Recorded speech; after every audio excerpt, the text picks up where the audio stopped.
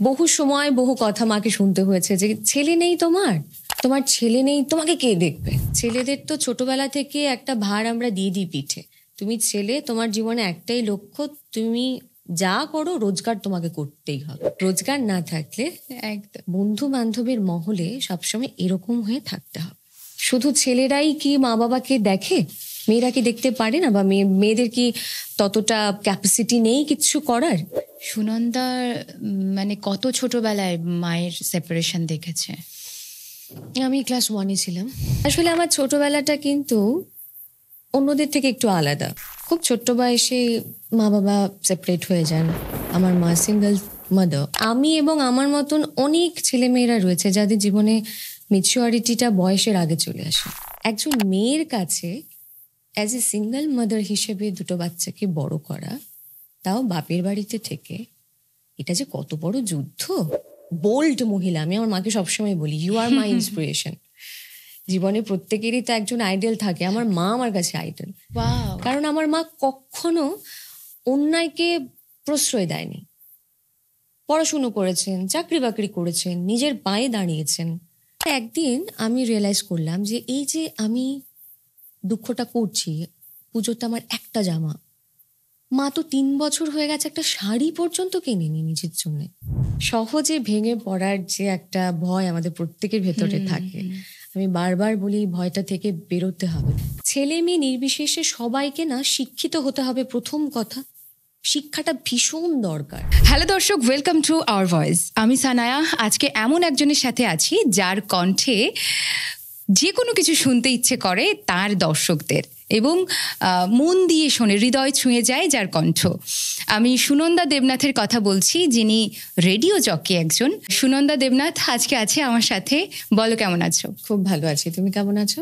খুব ভালো আছি। এবার আমি একটা কথা বলি, এত এত লেখা শুনি, এবার যার কণ্ঠে শুনে আমরা অনুপ্রাণিত হই, তার জীবনে কি এরকম কোনো ঘটনা আছে যেগুলো আমরা শুনলে আরো বেশি মোটিভেটেড হতে পারবো? সেই কথাই শোনার জন্যই কিন্তু আজকে সুনন্দাদিকে ডেকেছিলাম। আমি প্রথম থেকেই শুনবো, কোথায় বড় হওয়া? আমার জন্ম ত্রিপুরায়। আচ্ছা। নর্থ ইস্টের ত্রিপুরায় জন্ম, সেখানে বড় হয়ে ওঠা, স্কুলিং সেখানে, কলেজ সেখানে, ইউনিভার্সিটি সেখানে। তারপর হায়ার স্টাডিজ জন্যে আমি কলকাতায় চলে এসেছিলাম। কলকাতায় আমার হায়ার স্টাডিজ কমপ্লিট করলাম, আবার ব্যাক টু ত্রিপুরা। সেখানে ছোট্ট একটা জব করতাম, সেখানেও আমি আকাশবাণীতেই কাজ করতাম। আচ্ছা আচ্ছা। ওখানে আমাদের একটা রেডিও চ্যানেল ছিল, আকাশবাণীর একটা উইংস, সেখানে আরজে ছিলাম। পরবর্তী সময়ে বিয়ের পর এখানে শিফট হওয়া, তারপর আবার নতুন করে একটা যাত্রা শুরু। আচ্ছা, মানে ত্রিপুরার মেয়ে এখন কলকাতায় থাকা? এখন কলকাতায়। আচ্ছা, মানে শ্বশুর বাড়িটা কলকাতাতে? না, শ্বশুর বাড়িও ত্রিপুরায়, বাট যেহেতু আমার বরের কাজ এখানে, সো আমাদের এখানেই থাকতে হচ্ছে। এখন তো আমারও কাজ এখানে। আচ্ছা, তার মানে আমি কিন্তু এটা জানতাম না, আমি ভেবেছিলাম কলকাতারই হবে। সেটা সিক্রেট ছিল, সে কারণে তোমায় আগে বলিনি। আচ্ছা, আজকে কিন্তু অনেক সিক্রেট জানবো আরো। হ্যাঁ, যেগুলো আগে কেউ জানেনি, শোনেনি, আমি আজকে শোনাবো সবাইকে। সুনন্দাদের মুখ থেকেই শোনাবো। এবার প্রথমে মানে ইন্টারেস্টিং প্রশ্নটা আগে জিজ্ঞেস করি, বিয়ে হয়েছে, প্রেমের বিয়ে? হ্যাঁ, মনে হলো তাই। সঙ্গী আজকে এসেছে সাথে, সামনে বসেই আছে। প্রেমের কথায় যাব, একটু ছোটবেলাটা শুনে নিই। আসলে আমার ছোটবেলাটা কিন্তু অন্যদের থেকে একটু আলাদা হলেও আবার বলবো অনেকের সঙ্গে মিলে যায়। আচ্ছা। তার কারণটা হচ্ছে আমি ছোটবেলায় মামার বাড়িতে বড় হয়েছি। খুব ছোট্ট বয়সে মা বাবা সেপারেট হয়ে যান। আমার মা সিঙ্গেল মাদার, আমাদের দুজনকে বড় করেছেন, আমি এবং আমার বোন। আচ্ছা। তো সংগ্রাম জীবনের কি হয় সানায়া, সেটা আমি ছোট্টবেলা থেকে দেখেছি। বলে না, একটা বয়স পরে ম্যাচুরিটি আসে জীবনে, বাট আমার মনে হয় আমি এবং আমার মতন অনেক ছেলেমেয়েরা রয়েছে যাদের জীবনে ম্যাচুরিটিটা বয়সের আগে চলে আসে। মানে বড় হওয়ার আগে, পরিস্থিতির, হ্যাঁ, বড় হওয়ার আগেই আমাকে বড় হতে হয়েছে বিভিন্ন কারণে, বিভিন্ন দিক থেকে। যেহেতু বাড়িতে একটা রেসপন্সিবিলিটি ছিল, এটা আমি ছোটবেলা থেকেই মনে করেছিলাম যে যেহেতু আমি বড় মেয়ে আমার মায়ের, বহু সময় বহু কথা মাকে শুনতে হয়েছে যে ছেলে নেই তোমাকে শেষ বয়সে কে দেখবে? তুমি একা সার্ভাইভ করছো, একা চাকরি করছো, দুটো মেয়েকে বড় করছো, তোমার ছেলে নেই, তোমাকে কে দেখবে? ওই কথাটা ছোট্টবেলায় আমাকে ভীষণভাবে হিট করেছিল যে কেন শুধু ছেলেরাই কি মা বাবাকে দেখে, মেয়েরা কি দেখতে পারে না? বা মেয়েদের কি ততটা ক্যাপাসিটি নেই কিছু করার? ওই থেকে জীবনে আমার একটা 360 ডিগ্রি মানে ওয়ে অফ থিঙ্কিংটা আমার ঘুরে যায় যে জীবনে আমাকেই কিছু করতে হবে। একদম। বাকি মেয়েরা কি করলো না করলে না তাদের ব্যাপার, হয়তো যাদের জীবনে লাক্সারি আছে, সুবিধে আছে, তাদের না করলেও চলে, এটা সেই সময় ভাবতাম। পরে তো বয়স বাড়ার সঙ্গে সঙ্গে অনেক কিছুই চেঞ্জ হয়েছে, বাট আমার জীবনে লক্ষ্য ছিল যে আমাকে কিছু একটা করতে হবে, আমাকে দাঁড়াতেই হবে মায়ের জন্যে, বোনের জন্যে। ইনফ্যাক্ট আমার জীবনে একটা স্বপ্ন ছিল খুব ভালো পড়াশুনো করার। তো এই স্ট্রাগল পিরিয়ডটা না আমার কাছে এখন আমার জীবনের একটা লাইফ লেসন, যেটাকে আমি ভীষণ পজিটিভলি এখন মেমোরাইজ করি। সেই সময়টা যখন পার হচ্ছিল আমার লাইফের, তখন হয়তো মনে হচ্ছিল যে ওয়াই মি, কেনই আমি, কেনই কেন? আমাদের সাথে, আমার সাথে, আমার বোনের কেন সাথে। এটা? কারণ আমরা যতই বলি আমরা ভীষণ আধুনিক সানায়া, No. যতই পড়াশুনো করি, যত বড় ঘরেরই ছেলে মেয়ে হই না কেন, যত বড় চাকরি করি না কেন, একজন মেয়ের কাছে অ্যাজ এ সিঙ্গেল মাদার হিসেবে দুটো বাচ্চাকে বড় করা, তাও বাপের বাড়িতে থেকে, এটা যে কত বড় যুদ্ধ। এখন তো তবুও হয়েছে, তখন মানে তুমি তখন যখন ভাবো, ছোট ছিলে তখন হ্যাঁ, তো আরো কঠিন, মানে সেই মানে সময় অসম্ভব প্রায়। 90s, আমি 90s-এর কথা বলছি। সেই সময় মানে এত একজন বোল্ড মহিলা, আমি আমার মাকে সবসময় বলি ইউ আর মাই ইন্সপিরেশন। জীবনে প্রত্যেকেরই তো একজন আইডল থাকে, আমার মা আমার কাছে আইডল। Wow. কারণ আমার মা কখনো অন্যায়কে প্রশ্রয় দেয়নি। পড়াশুনো করেছেন, চাকরি বাকরি করেছেন, নিজের পায়ে দাঁড়িয়েছেন। তার মানে এই নয় যে সংসারটা করার সময় সাংঘাতিকভাবে শুধু নিজের কথা ভেবেছেন।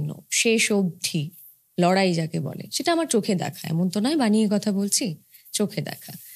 কিন্তু তারপর যখন আমরা শিফট হলাম মামার বাড়িতে, তখন শুরু হয় এক নতুন যুদ্ধ। মা, আমি এবং আমার বোন, তিনজনের আলাদা করে। তো এতগুলো কথা কেন বলা? তার কারণ হচ্ছে আমার অনেক দর্শকরাই জানতে চান যে সুনন্দা কি করে তুমি এইরকম অনুভূতি নিয়ে কথাগুলো বলো, তুমি যে এত আমাদের জীবন্ত কেন লাগে এই word গুলো? মোটিভেটেড যে তুমি করো, একদম। এই মোটিভেশনটা তোমার জীবনে এলো কি করে? তুমি কোত্থেকে পেলে মোটিভেশনটা? এমনিই তো হুট করে আজকে সকালে উঠলাম, মোটিভেটেড হলাম, সবাইকে কথা বললাম, সবাই শুনে সেটা কি নিল, এমনটা হয় না। আমি মনে করি জীবনের থেকে বড় শিক্ষক কিচ্ছুটি নেই, কেউ নেই, নোবডি। একদম। জীবন তোমাকে যেটা শেখাবে সেটা তুমি এমনভাবে শিখবে, আর সেখানে যদি তুমি সার্ভাইভ করতে পারো, সেই ব্যাটেলটা যদি একবার তুমি জিততে পারো, তারপর তুমি যে কোথায় যাবে সব দিকে তুমি সেটা নিজেও ভাববে না, যেটা এখন আমি রিয়েলাইজ করি। একদম। আজকে ধরো জীবনের আরো অনেক ব্যাটেলের সঙ্গে আমি সংগ্রাম করছি বা ব্যাটেলে রয়েছি, ভবিষ্যতে হয়তো আমি জানি না আরো অনেক রকমের ব্যাটেল আসতেই পারে, কিন্তু এইটুকু আমি জানি যে সেই সময়টা আমাকে কিন্তু প্রিপেয়ার করেছে। সহজে ভেঙে পড়ার যে একটা ভয় আমাদের প্রত্যেকের ভেতরে থাকে, আমি বারবার বলি এই ভয়টা থেকে বেরোতে হবে। তার কারণ হচ্ছে জীবন তো একটাই সানায়া, একদম একবারই বাঁচতে হবে। একদম। সেটাকে যদি ভালো জীবন তুমি নাও পেয়ে থাকো, সেটাকে ভালো ভালো করে করার নেওয়ার দায়িত্বটা তোমার, নিজের, তাই না? একদম একদম। সেটা ভেবে তোমাকে চলতেই হবে। মা আছে তো এখনো? হ্যাঁ হ্যাঁ, আমি আগে জানলে মাকেই নিয়ে আসতে বলতাম, সাথে মাকেও নিয়ে আসতে বলতাম। নিশ্চয়ই নেক্সট ডে আসবে। আর বোন কি করে? আমার বোন এখন একটি কলেজে পড়ায়। আচ্ছা। ও এলএলবি কমপ্লিট করেছে, এলএলএম কমপ্লিট করেছে, প্র্যাকটিস করতো হাইকোর্টে, তারপর পরীক্ষা দিয়ে একটা কলেজে পেয়ে যায়, ওখানে Wow. এখন টিচিং প্রফেশনে। তার মানে মা একদম সাকসেস। একদম, শি ইজ সাকসেসফুল ওম্যান। একদম। এখন হ্যাপি তো? ভীষণ, মা সবসময় হ্যাপি ছিল জানো তো সানায়া। আচ্ছা। মানে আগে আমি যদি আগের কথা বলি একটুখানি, আগে যদি কখনো আমাদের একটু খারাপ লাগতো, দু বোনের ধরো দুর্গাপুজো এসছে, একটা ভালো জামা নেই, ধরো 4 দিন 4টে জামা সবাই পরে, সব বাচ্চারা পরে, মা হয়তো কষ্ট করে একটা জামাই আমাদের জন্য অ্যাফোর্ড করতে পেরেছেন সে সময়, আচ্ছা। মনটা খারাপ হতো। আমরা দু বোন ডিসকাস করতাম বিষয়টা, যখন আমি রোজগার করা শুরু করিনি তখন দু বোন ডিসকাস করতাম, বলো না, আচ্ছা ঠিক আছে, ঠিক আছে, হবে হবে। মাকে কিন্তু কখনো বলিনি, কারণ ভেতরে ছিল যে মা তো দুঃখ পাবেন, উনি তো হার্ড অ্যান্ড সোল চেষ্টা করছেন, তাই না? তাই মা তো মাকে অটোমেটিক্যালি বলতে- এমনিতে প্রবলেমে হ্যাঁ। আছে। তো তারপর একদিন আমি রিয়েলাইজ করলাম যে এই যে আমি দুঃখটা করছি, পুজোতে আমার একটা জামা, মা তো 3 বছর হয়ে গেছে একটা শাড়ি পর্যন্ত কেনেনি নিজের জন্য। আমার মাসিরা ইউজড করা শাড়ি অনেক সময় মাকে দেয়। ধরো আমার মানে ওরকম রিলেটিভরা রয়েছেন যারা একবার একটি শাড়ি পরলেন, ভালো শাড়ি, এমন না ছেঁড়া ফাটা, অত খারাপ অবস্থা আমরা ছিলাম না, মা চাকরি করতেন, কিন্তু ধরো ওই খুব দামি একটা সিল্কের শাড়ি একবার পরলেন, দুবার পরলেন, আর পরবেন না। বলে না খুব থাকলে সেটার কদর হয় না, কদর থাকে না। তখন বলা হতো তুই পরবি, হ্যাঁ ঠিক আছে, সব সময় হাসি মুখে, হ্যাঁ ঠিক আছে ঠিক আছে। তো ওটা আমার কাছে জানি না কেন আমার খুব লাগতো এখানে। তারপর আমি যখন মাধ্যমিকটা কমপ্লিট করলাম, করার পর আমি ডিসাইড করলাম না, কাজ তো আমাকে করতেই হবে, কি করতে পারি।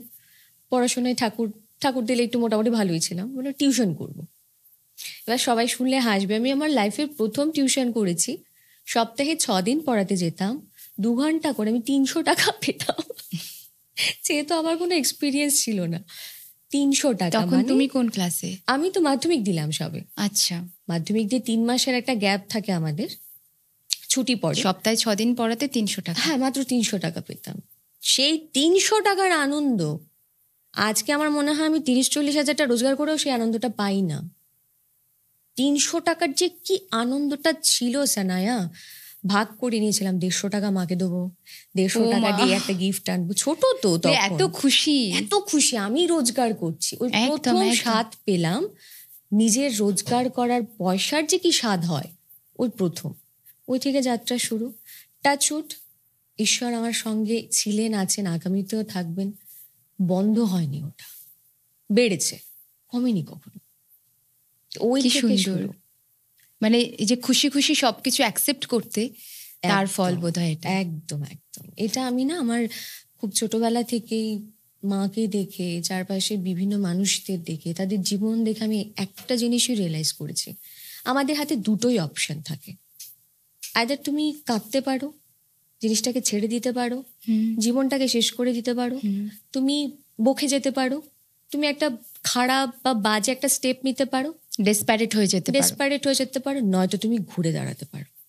সব কিছু মানে এক্সপেকটেশনটা দূরে রেখে, একসেপ্ট করে তুমি কিন্তু ঘুরে দাঁড়াতে পারো। একদম। তো চয়েস ইজ ইয়ার্স, তুমি কি করবে? তুমি কি ঘুরে দাঁড়াবে, সব কিছু ছেড়ে বলবে শেষ, আমার জীবনটা তো বাজে আমি পেয়েছি, আমি এখানেই শেষ করে দেবো, আমার চাই না এই জীবন। মানুষ একবারই জন্মায়, একদম, একটাই জীবন, একটাই জীবন। এই যে খুশি খুশি যারা অ্যাকসেপ্ট করে নিতে পারে সবটা, তাদের জন্য কিন্তু ভালো জিনিসই আসে। একদম। উপরে যিনি আছেন তিনি দেখেন বোধহয় যে আমি ভাঙবো, তিনি বলেন যে আমি ভেঙে দেওয়ার সব পরিস্থিতি দেব, কিন্তু ভাঙতে দেব না। আমার জীবনে আমি সেটা ভীষণভাবে রিয়েলাইজ করেছি। আমি যখনই খুব খারাপ সিচুয়েশনের মধ্যে দিয়ে গেছি জীবনে, তখন মনে হয়েছিল আমার চারদিক অন্ধকার, কিচ্ছু নেই, আমি কি করব। ঠিক তখন কোনো না কোনোভাবে আমার মহাদেব কিন্তু আমার হাত ধরেছে। এটা দেখো, আমি বিশ্বাস করি যখন যারা- কেউ থাকে না তখন তিনি থাকেন। এই একজন আজকে সিঙ্গেল মাদাররা বা সিঙ্গেল ফাদাররা যারা রয়েছেন, তারা যেভাবে বাচ্চাদের বড় করছেন, আমি সেলিউট জানাই তাদের। কিন্তু তারই সঙ্গে আমার ভীষণ ক্ষোভ আছে সমাজের সে সমস্ত মানুষদের ওপরে, যারা তাদের সেই সময় সাপোর্ট না করে বরং তাদের বিভিন্নভাবে প্রতারিত করে, বিভ্রান্ত করে এবং তাদের মানে কটু বাক্য বলে শেষ করে তিরস্কার দেয়। করে। এত তিরস্কার কেন? তোমার জীবনে কি সব ঠিক আছে? তুমি কি আরেকজনকে বলছো? একদম। আগে নিজের ঘরটা দেখো। তুমি হয়তো 10 বেলা মার খেয়ে বসে আছো, কারণ তোমার যাওয়ার জায়গা নেই, তুমি হয়তো সেটা সহ্য করছো, আমি বুঝি। সেটা ছেলে হোক মেয়ে হোক, আজকাল দেখো আমাদের এই সোসাইটিতে মানে রিলেশনশিপটাকে একটা ছেলে খেলার মতনই আমরা ধীরে ধীরে কিন্তু ব্যবহার করছি। আজকে তো সিচুয়েশনশিপে বিশ্বাসী সবাই। আমরা নতুন জেনারেশনদের বারবার বলছি যে ওরা তো সিচুয়েশনশিপে বিশ্বাসী, রিলেশনশিপে কে বিশ্বাসী নয়। আমরা কি? আমাদের দেখে আমাদের আগের জেনারেশন কি? একদম। সব জেনারেশনে এখন কিন্তু এই বিষয়টা ভীষণভাবে চলছে, একটু লক্ষ্য করলে বোঝা যায়।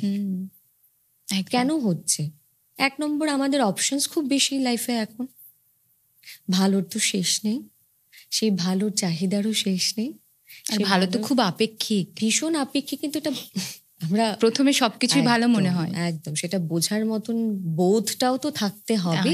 আসলে যে আজকে ভালোবাসা হলো, ভালোবাসার মেয়াদ কবি বলেছেন 6 মাসের। সে অন্ধ ভালোবাসার মেয়াদ 6 মাস। এরপর কিন্তু একটু একটু করে তোমার ভেতরে খুঁতগুলো চোখে পড়বে।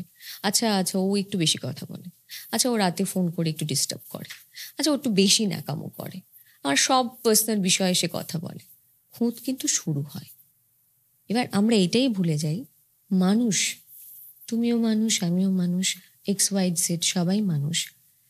দুজন যখন সম্পর্কে থাকে, দুজনই মানুষ। কেউ এখানে দেবতা নয়, কেউ এখানে মুনি ঋষি নয়। একদম, যে ফুল পারফেক্ট তো তারাও ছিলেন না। হ্যাঁ, যদি থাকবেন তাহলে আমার মনে হয় মহাভারতও হতো না, কৃষ্ণের কপালে অভিশাপও জুটতো না, আবার ভোলানাথকে ওরকম পাগল পাগল অবস্থায় ঘুরতে হতো না বা তাণ্ডব করতে হতো না যখন সতী মারা যায়। ওদেরকেও তো সেটা সাফার করতে, মানে ওরাও সাফার করেছে সেই সমস্ত জিনিস। কেন? মানবরূপে যারা যখন এসছে প্রত্যেকেই ইমপারফেক্ট ছিল, এবং উই আর ইমপারফেক্টলি পারফেক্ট, সেটা বুঝতে হবে। তোমার ভালোটা নিলাম, তোমার খারাপটা নেবো না, তাহলে তো চলবে না। একদম। তুমি দেখবে অনেক ওয়েব সিরিজ, অনেক সিনেমায় আজকাল চিট করাটাকে বা রিলেশনশিপকে সিচুয়েশনশিপ হিসেবে জাস্টিফাই করা হচ্ছে। ভীষণ ইজিলি, ভীষণ ইজি জাস্টিফাই করা চিটিংটাকে। বহু ওরকম দেখেছি, তুমিও দেখেছো, আমিও দেখেছি, আমরা প্রত্যেকে দেখেছি। এই যে জাস্টিফাই করা হচ্ছে, ধরো নতুন একটা টিনেজার ছেলে মেয়ে যে সবে সবে বড় হচ্ছে, তাদের মনে এমনি প্রচুর জিজ্ঞাসা, তারা একটা ফেজ ছোট থেকে একটু একটু বড় হওয়া, এই যে মাঝখানে সন্ধিক্ষণটা, সেখানে তারা কিন্তু সাফার করে মেন্টালি, ফিজিক্যালি, সব দিকে। তাদের কাছে এই বিষয়টা কিভাবে যাচ্ছে, তারা কি নিচ্ছে? কারণ আজকে তুমি যতই বলো যে আমার মেয়েটা, আমার ছেলেটা 24 ঘন্টার মধ্যে 20 ঘন্টা পড়াশুনো করে, সেটা কেউ বিশ্বাস করবে না। তুমি দেখবে 24 ঘন্টার মধ্যে 18 ঘন্টা তার হাতে ফোনটাই থাকে। তুমি যতই চেষ্টা করো না কেন, তোমারটা না নিল বাবারটা নেবে, কাকারটা নেবে, দাদুরটা নেবে, পাশের ঘরে আন্টিরটা নেবে, বন্ধুর কাছে থাকলে বন্ধুরটা নিয়ে দেখবে। ওরা কিন্তু এই মায়াজালের মাঝখানে কোথাও স্টাক হয়ে গেছে, কারণ ওদের জন্মের পর থেকে ওরা দেখছে আমাদের হাতে ওগুলো দেখছে, আমরা এই সমস্ত জায়গায় কাজ করছি সেটা দেখছে। ওদের কাছে খুব স্বাভাবিক, ওদের কাছে খুব স্বাভাবিক। এবার যে হুট করে বলে ফেলা এই কথাটা যে আমাদের আগে সব ভালো ছিল এখন ভালো নেই, আমি না এটাতে বিশ্বাসী নই। ভালো খারাপ আগেও ছিল, এখনো ভালো খারাপ এখনো আছে। একদম।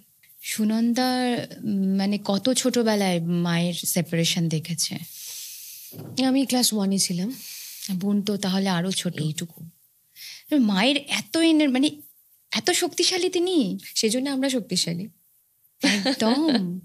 মানে তখনকার সময় এটা একদম মানে ভীষণ বড় একটা ব্যাপার, ভীষণ সাহসী একটা পদক্ষেপ, সাহসী। এবং আমি সেটাই বারবার বলি আমার ভিডিওজের মাধ্যমে, রেডিওতে যখন আমি চুপকথা শোতে যাই, তখন আমি বারবার সবাইকেই বলি যে দেখো, ছেলে মেয়ে নির্বিশেষে সবাইকে না শিক্ষিত হতে হবে। প্রথম কথা, শিক্ষাটা ভীষণ দরকার।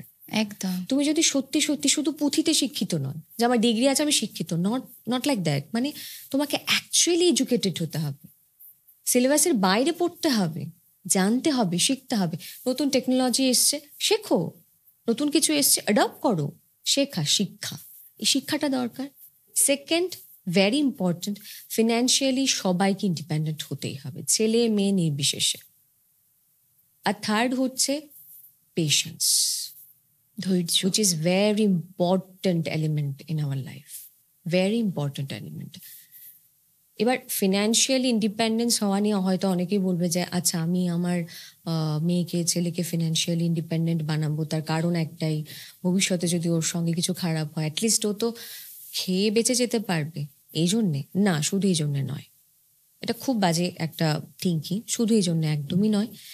কারণ হচ্ছে, তুমি যদি আজকে ফিনান্সিয়ালি ইন্ডিপেন্ডেন্ট হও, তুমি তোমার ফ্যামিলির জন্যে এনি টাইম এনি হেল্প করতে পারবে, বিয়ের আগে হোক পরে হোক। একদম, তুমি দায়িত্ব নিতে পারবে। আর আমি ভীষণভাবে বিশ্বাস করি আজকাল মেয়েদের মা বাবার দায়িত্ব নেওয়াটা উচিত।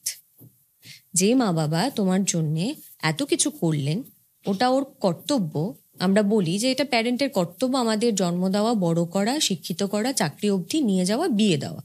তাহলে তোমারও কর্তব্য বৃদ্ধ বয়সে মা বাবাকে দেখা। ছোট ছোট তাদেরও শখ আহ্লাদ থাকে, সেটাকে তোমায় পূরণ করতে হবে। প্লাস তুমি যাকে তোমার পার্টনার হিসেবে গ্রহণ করছো, তুমি তো তাকেও সাহায্য করতে পারবে। 50-50 দুজনেই যদি মানে ব্যবহার করতে পারো তোমার সংসারে, তুমি ভাবো তো সেই জীবনটা কত সুন্দর হবে, লিড হবে। সবচাইতে বড় কথা, আমার যখন যেটা ইচ্ছে হচ্ছে খাওয়ার, কিছু নেওয়ার, কিছু কেনার, আমি কিন্তু কারোর উপর ডিপেন্ড না করে, একদম কারো থেকে হাত পেতে না নিয়ে নিজে নিতে পারছি। আরো একটা কারণ আছে, ধরো আজকাল দেখো কি হচ্ছে চারিদিকে, চাকরির বাজার খুব খারাপ, বিশ্বজুড়ে একই অবস্থা। রোজগারের পথ ডে বাই ডে কিন্তু কমছে, খরচা ডে বাই ডে বাড়ছে। একদম। আজকে ধরো টাচুট, কথাটা সত্যি না হোক, কারোর ওরকম হলো, দুজনেই রোজগার করছেন, হাজবেন্ডের হঠাৎ করে ধরো চাকরি চলে যায়, অ্যাটলিস্ট ওয়াইফ তখন কিন্তু ফ্যামিলিটা লিড করতে পারবে, হাল ধরতে পারবে, টেনশন হবে না। কত ফায়দা দেখো তো ফিনান্সিয়ালি যদি ইন্ডিপেন্ডেন্ট হই। একদম। আমি তাই বলি মেয়েদের তো ভীষণভাবে দরকার ফিনান্সিয়াল ইন্ডিপেন্ডেন্ট হওয়া। ছেলেদের তো ছোটবেলা থেকে একটা ভার আমরা দিয়ে দিই পিঠে, তুমি ছেলে, তোমার জীবনে একটাই লক্ষ্য, তুমি যা করো রোজগার তোমাকে করতেই হবে।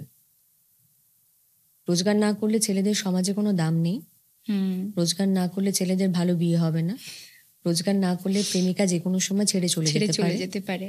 এক্সেপশনাল যদি কেউ থাকে আমাদের মতন, আলাদা ব্যাপার। রোজগার না থাকলে একদম বন্ধু বান্ধবের মহলে সবসময় এরকম হয়ে থাকতে হবে। একদম, এটা ছেলেদের জীবনের বাস্তব একটা দিক। একদম। সুনন্দা, প্রেমের বিয়ে, তো সেই প্রেমটা কত দিনের, মানে কবে থেকে? স্কুল লাইফ নাকি কলেজ লাইফ থেকে? After college. কলেজের পরে, মানে কলেজের ফাইনাল এক্সাম দিলাম, তারপর আবারও অজ্ঞান 3.5 মাসের একটা ছুটি। সেই সময় আমি জব পেয়েছিলাম একটা ভালো, একটা ইউনিভার্সিটিতে অ্যাডমিনিস্ট্রেশনে ছিলাম আমি তখন। তো সেই সময় আলাপ। আচ্ছা, কতদিনের প্রেম? 10 বছরের প্রেম, 11তম বছর বিয়ে করলাম। বাপরে! গোটা মিলিয়ে আই থিঙ্ক 13 বছর মানে চলছে আর কি, এখনো রানিং 13 বছরের সম্পর্ক। তো প্রেমের জীবনটায় ওঠাপড়া কি ছিল, মানে সাংঘাতিক? এই প্রেমের আগে কোনো প্রেম এসেছে? না গো, আমি ভীষণ ফর্চুনেট, কিংবা আনফর্চুনেট জানি না সেটা কি। আমার জীবনে একজন পুরুষই এসছে, তিনি এখন আমার বর। কারণ আমাকে লাইফে কেউ কখনো প্রপোজই করেনি। 1 নম্বর, হ্যাঁ একদম সত্যি কথা, এত সুন্দরী একটা মহিলা যার কণ্ঠ এত সুন্দর, একদম, এটা একদম কি বলবো, মানে আমার ঈশ্বর সাক্ষী, এটা একদমই সত্যি কথা। 1 নম্বর তো দেখো, আমার সেই সময়টাই ছিল না আমি এই দিকে মনোনিবেশ করব, যে আমারও জীবনে কাউকে চাই, আমারও একটা ভালোবাসার মানুষ চাই, ছিল না। কারণ আমি তখন ভীষণভাবে ব্যস্ত নিজেকে দাঁড় করাতে, আমার ক্যারিয়ার নিয়ে ব্যস্ত, ফোকাসটা ওই দিকেই ছিল। আমার ফোকাস অ্যাকচুয়ালি বরাবর ওই দিকটাই ছিল। তো দেখো, প্রত্যেকেরই তো ইচ্ছে হয় যে আমাকেও একটা গোলাপ দিয়ে কেউ বলুক যে হ্যাঁ তোমায় পছন্দ করি আমি। সেটা যখন ঘটেনি, একজন মানুষই যখন সাহস করে বলতে পেরেছে এই কথাটা, তার মানে বোধহয় সেই আমার ডেস্টিনির জন্য ছিল। আর আমি না খুব একটা ওরকম ছিলাম না, মানে আটকে রাখা, বেঁধে রাখার মানুষ কিন্তু আমি নই, কখনো না। আমার একটাই কন্ডিশন ছিল যে দেখো, যদি টিকে যায়, যদি আমি তো ডিচ করব না, সেটা আমি হাড়ে হাড়ে জানি। তুমি যদি কখনো আমাকে ডিচ না করো, তাহলে তো বিয়ের পিড়িতে যাচ্ছি। আর যদি কখনো ওরকম হয় যে না পছন্দ হচ্ছে না, ফ্যামিলিতে সমস্যা, যেহেতু আমি ব্রাহ্মণ নই, আমার শ্বশুরবাড়ি গোড়া ব্রাহ্মণ, মানে ওখানে যদি কোনো সমস্যা টমস্যা হয়, তাহলে বাবা আগে ফ্যামিলিকেই চুজ করো, প্রচুর মেয়ে পাবে। আমি ডিরেক্টলি ওরকম বলেছি, তুমি ফ্যামিলিকেই চুজ করো, প্রচুর মেয়ে পাবে, করে নিও। আমার কিন্তু তাতে অসুবিধে নেই, কারণ আমি ঠিক আছে, আমি বেঁধে রাখার মানুষ নই। যদি আমার থাকো আমার কাছেই থাকবে, যদি আমার না থাকার হয় থেকে গেছে, তাতে অসুবিধে নেই, থেকে গেছে। আমি না খুব বিশ্বাস করতাম না, আমি একটা কথাই বিশ্বাস করি, বিশ্বাসে মিলায় বস্তু, তর্কে বহুদূর। তো ওই রকম হেডেকটা আমি নিতে চাইনি যে না সন্দেহ করবো, আচ্ছা এখন অফিসে কোনো মেয়ের সঙ্গে কথা বলছে, হয়তো সে বলছেই না, 12 ঘন্টা হয়তো কাজ করে সে মানে প্রাণপাত করছে, আমি ভাবছি আচ্ছা কলিগের সঙ্গে কি কোথাও যাচ্ছে। মেয়েরা এগুলো ভাবে কেন? একদম। এটা ভাবার সময়টা নিজের মাথাকে দেওয়ার দরকারটা কি? এতে তো নিজে অসুস্থ হবে মেন্টালি। আমি ওই অসুস্থতা জীবনে চাইনি, তাই আমি কোনোদিন ভাবিনি। তো প্রপোজালটা কেমন ভাবে এসেছিল? আমরা 4 বন্ধু ছিলাম, একসঙ্গে আচ্ছা। ঘুরতে যেতাম। তো একদিন আমাকে বললেন যে আচ্ছা আমাকে কেমন লাগে, ওই মানুষের মতন, মানুষ যেমন হয়। কি বোরিং, মানে ছেলেরা বোরিং হয়, মানে আমার প্রেমের গল্প না শোনাই ভালো, আমি ভীষণ বোরিং। বলছে মানুষের মতো দেখতে হয়। আমার ডেট মনে থাকে না, আমরা কবে প্রথম দেখা করেছি আমার মনে নেই, আমার মনে থাকে না, আমার জন্মদিন মনে থাকে না, আমার নিজেরও জন্মদিন মনে থাকে না, ওরও জন্মদিন মনে থাকে না, আমার কিচ্ছু মনে থাকে না। বিয়ের সাল আমি ভুলে যাই, আমি কোন সালে বিয়ে করেছি, 22-এ 20-তে না 21-এ। এরকমও হয়? এরকমও হয়। কি অবস্থা! একবার আমাকে আমার বরের জন্মদিন ছিল, এটা বিয়ের ঠিক আগের কথা বলছি, ধরো বিয়ে যে বছর করেছে তার 2-3 বছর আগের ঘটনা। ওর জন্মদিন ছিল, আমি ভীষণ ব্যস্ত কাজে, ও ব্যস্ত কাজে। তো সকাল থেকেই ফোন করছে আমাকে যে ঠাকুর বাড়ি যাচ্ছে, মানে দক্ষিণেশ্বর যাবে, পুজো টুজো দেবে, কয়েকটা ক্লু কিন্তু দিল যে ওর জন্মদিন। আমার 2 দিন আগে অবধি মনে ছিল যে ওর জন্মদিন উইশ করতে হবে, 2 দিন পর আমি ভুলেই গেছি। সকাল থেকে বলছে যে আমি ঠাকুর বাড়িতে আছি, মায়ের কাছে পুজো দিলাম, তোমার নাম, আচ্ছা ওকে ওকে ফাইন ফাইন ঠিক ঠিক, প্রসাদটা খেয়ে নিও, এই সেই রেখে দিলাম।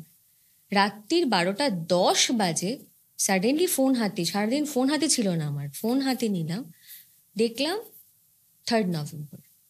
3rd নভেম্বর হয়ে গেছে, কালকে জন্মদিন ছিল তাহলে, ওই তখন ফোন করে উইশ করলাম। মানে দিনটা শেষ হওয়ার পরে, হ্যাঁ। 12টার পরে।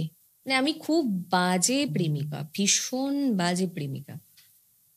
তার মানে পার্টনারের কিন্তু অত্যন্ত ধৈর্য আছে। ভীষণ, তো ভীষণ। আমাদের মধ্যে এসব নিয়ে না কখনো এখনো অবধি ঝগড়াই হয়নি যে তোমার কেন ডেটটা মনে নেই, ও ভুলে যায় আমিও ভুলে যাই, ঠিক আছে কি হবে ডেট দিয়ে। 10 বছরের প্রেম, সেখানে ঝগড়া হয়নি, একটা মেয়ে ঝগড়া ছাড়া প্রেম করতে পারে? এটা আমি বিশ্বাস করতে পারছি না। কেমন কথা? ঝগড়াটা কেমন, মানে সিরিয়াস ঝগড়া হলেও সেটা কেমন ছিল আর কি? প্রথমত দেখো, ট্যাবু করা হচ্ছে মেয়ে মানেই ঝগড়া করে, এটা ঠিক না। মেয়েরা যে সবসময় ঝগড়া করে মিথ্যে কথা। সেরকম নয়, কিন্তু ঝগড়া ছাড়া প্রেম? না না, কে বলেছে? ঝগড়া তো অবশ্যই হয়, কিন্তু আমি না ওই ওই ঝগড়াটা করতে পারি না, মানে কাই কাই কাই কাই কাই কাই করে। কলতলার ঝগড়াটা আমার হয় না গো। আমার হচ্ছে খুব রাগ হয়েছে আমার, আমি মিউট হব, নয়তো এমন 2-3টে কথা বলবো সামনের লোকটা উঠে চলেই যাবে, ফার্দার কোনোদিন কথাই বলবে না আমার সঙ্গে। আমি ওই রকমই, বললাম না, হয়তো 10 নয়তো 0, মাঝখানে নেই কিচ্ছু। ওই কাই কাই করা আমার দ্বারা হয় না। রেডিওতে আসার মানে ইচ্ছে, এই যে রেডিও জকি হওয়ার ইচ্ছেটা কবে থেকে? ইচ্ছে হয়নি গো, কাকতালীয় ভাবে হয়েছে। সেটা কেমন? অ্যাকচুয়ালি আমি তখন আমার স্যারের কাছে শিখতাম, কবিতা শিখতাম। তো সাডেনলি একদিন ফর্ম বেরিয়েছিল আকাশবাণী থেকে, ত্রিপুরায় যুববাণীতে ওরকম নিযুক্তি চলছে, স্টুডেন্ট চাই ছোট ছোট। আচ্ছা। তো বলে যা পরীক্ষা দে, গেলাম, পরীক্ষা দিলাম, রিটেনে আমি ফার্স্ট হয়েছিলাম সেবার ওখানে, কিন্তু ভয়েস টেস্টে ডাহা ফেল, স্ক্রিনিং এ ভীষণভাবে ফেল করেছে। তো সেই সময় একটু থিয়েটার করতাম, তো একটা থিয়েটারের একটা প্লের মহড়ায় ছিলাম আমি। সাডেনলি বাড়ি থেকে ফোন এলো যে তোমার জন্য আকাশবাণী থেকে একটা চিঠি এসেছে, তুমি এসে সেটা দেখো। আমি তো খুব খুশি, আচ্ছা আমি তো পেয়ে গেছি আকাশবাণীতে। ওখানে সবাইকে রিহার্সাল রুমে বলেছে, জানিস আমি আকাশবাণীতে আমার হয়ে গেছে। খুব খুশি। বাড়িতে এসে দেখি সেটা রিজেকশন লেটার ছিল। লোকের বাড়িতে অ্যাপয়েন্টমেন্ট লেটার যায়, আমার বাড়িতে রিজেকশন লেটার এসছে। তারপর ওখানে উল্লেখ করা ছিল তুমি অফিসে এসে যোগাযোগ করো। তো ওখানে গিয়ে যখন সেই সেকশনের যিনি পেক্স ছিলেন ওনার সঙ্গে যোগাযোগ করলাম, উনি আমাকে বলছেন ইচ্ছে করে তোমাকে এটা পাঠানো হয়েছে, তার কারণ আমি দেখতে চাইছিলাম কে সে মেয়ে যে নাকি রিটেনে ফার্স্ট হলো, ভয়েস টেস্টে ফেল, এভাবে ফেল কেন, নেক্সট বার আবার পরীক্ষা দেবে, আর এভাবে স্ক্রিপ্টিং করতে হয়, তুমি এসো তোমাকে শেখাবো আমরা। তারপর ওখান থেকে একটা যাত্রা শুরু। আর আমার জীবনে একটা বিড়ম্বনা হচ্ছে, যেখানে আমি একবার আটকাবো সেটার শেষ আমি দেখেই ছাড়বো, যা খুশি হয়ে যাক। ওই থেকে আমার একটা চাপলো যে না, রেডিওতে তো আমাকে কাজ করতেই হবে। পরের বার পরীক্ষা দিলাম, তারপর পেলাম। ওই থেকে আমার রেডিওর ক্যারিয়ার শুরু, বাট ইন্টেনশনালি আমি যে রেডিওতেই কাজ করব ওরকম কিন্তু কোনো ইন্টেনশন আমার ছিল না। অনেক সময় তোমার প্রফেশন তোমাকে চুজ করে, তুমি কিন্তু প্রফেশনকে চুজ করো। জীবনে এমন কোনো স্বপ্ন আছে যেটা পূরণ হয়নি এখনো? হ্যাঁ আছে তো, একটা কেন, শুনি। 7টা আছে। না, বললে তো এটা হবে না। এই রে, এটা আমি ভীষণ বিশ্বাস করি, স্বপ্ন কখনো কাউকে বলতে নেই। আর এটা হয়ে গেলে যখন সেটা চোখের সামনে থাকবে তখন বলতে হয় যে হ্যাঁ এটা আমার স্বপ্ন ছিল, দেখো আমি এটা করতে পেরেছি। তাহলে এখন কোন স্বপ্নটা হয়ে গেছে এরকম শুনি? কোন স্বপ্নটা হয়েছে? স্বপ্ন একটা সত্যি হয়েছে, যেমন আমার বোনের ভালো পড়াশোনা হয়েছে, চাকরি হয়েছে, প্লাস প্রেম করেছিলাম, বিয়ে করবো একটা স্বপ্ন ছিল আমার, সংসার করব, যেহেতু ব্রোকেন ফ্যামিলি থেকে বিলং করি, ভীষণ সংসার একটা ভাব ছিল ভেতরে যে করব, ভালো করব মন্দ করব পরের ব্যাপার, কিন্তু করব, ওটা করেছি। প্লাস ইচ্ছে ছিল কলকাতার মতন একটা শহরে নিজের কিছু একটা করি, একটা নাম তো হোক আমার। আপাতত একটু হয়তো চেষ্টা চলছে, হয়তো একটু হয়েছে। ইচ্ছে ছিল মায়ের প্রতি অনেকটা কর্তব্য রয়েছে, তার মধ্যে মোটামুটি 4-5টা ফুলফিল এখনো করতে পেরেছি। আমার স্বপ্নগুলো এইটুকুই, সাংঘাতিক কিছু নেই। মা কোথায় থাকে এখন? ত্রিপুরায়। সেখানে মানে বোন আর মা থাকে? হ্যাঁ হ্যাঁ, দেখা হয়? হ্যাঁ এই তো সবে ঘুরে এলাম। এখন এই যে এখন পুরোপুরি পারফেক্ট একটা লাইফ, মোট সুন্দর লাইফ, এখন মায়ের সেই পুরনো কথা তুলে এখন মায়ের সাথে আলোচনা করো? না না না, মা কখনো করতেন না। আচ্ছা, ইনফ্যাক্ট যখন খুব টাফেস্ট পিরিয়ডেও আমরা গেছি, সার্ভাইভ করেছি, তখনও বলতেন না।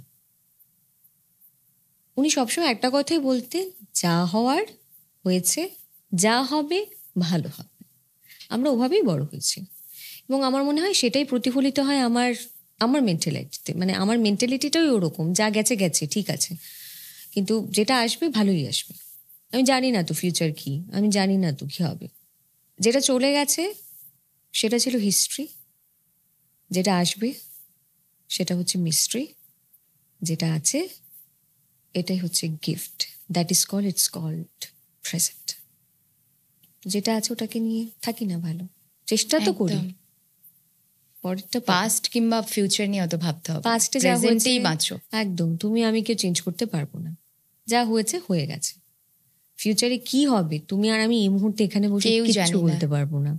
আগামী 5 মিনিট পর কি হচ্ছে বা হবে তুমিও জানো না, আমিও জানি না, কিন্তু এই মুহূর্তটা তুমি আর আমি জানি তো, প্রেজেন্টের এই মুহূর্তটা, দ্যাট ইজ কল লাইফ। কথায় আছে ব্রোকেন ফ্যামিলির বাচ্চারা যদি বিগড়ে যায়, ভীষণভাবে বিগড়ে যায়, ডেসপারেট হয়ে যায়, কিন্তু যদি সে মানুষ হয় তাহলে মানুষই হয় সে। আর আজকে তার প্রমাণ, মানে আমার সামনে জলজ্যান্ত উদাহরণ বসে আছে। মানে ব্রোকেন ফ্যামিলি থেকে বিলং করে নিজেকে ধরে রাখা, নিজেকে ভালো রাখা, জীবনবোধ এত স্ট্রং যার, সেই সুনন্দা আজকে বসে আছে হয়তো বা। কিন্তু এখানে আমার থ্যাংক ইউ বলার খুব ইচ্ছে হচ্ছে এই মুহূর্তে আমার সমস্ত অডিয়েন্সদের, দর্শক শ্রোতাদের, যারা এতটুকু কম সময়ের মধ্যে আমাকে এতটা ভালোবাসা দিয়েছে। অনেক অনেক ধন্যবাদ সুনন্দাদিকে, আর অনেক অনেক ভালোবাসা রইলো, শুভকামনা রইলো। ভালো থাকো, সবসময় এভাবেই থাকো যেমন আছো, আর এই যে একটা শাইনি ফেস, এটা যেন সবসময় থাকে। Thank you so very much Shanaya, আজকে এখানে আমন্ত্রিত করার জন্য। তুমিও খুব ভালো থাকো জীবনে। একদম, থ্যাংক ইউ সো মাচ। আজকে এই পর্যন্তই, আবার দেখা হবে অন্য একজনের সাথে অন্য একটা গল্পে।